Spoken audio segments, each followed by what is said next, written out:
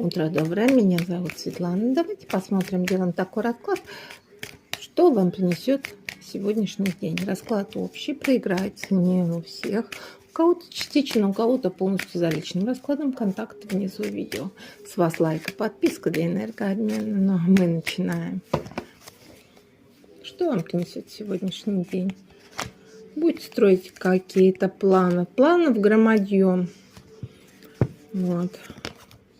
Ситуации какой-то нервной, или, знаете, вот где психов дофига, либо же, знаете, вот как-то что-то связано с бумагами.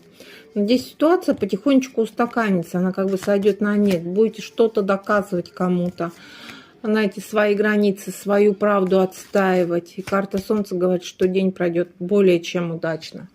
Исполнится все, что вы хотели, что вы планировали.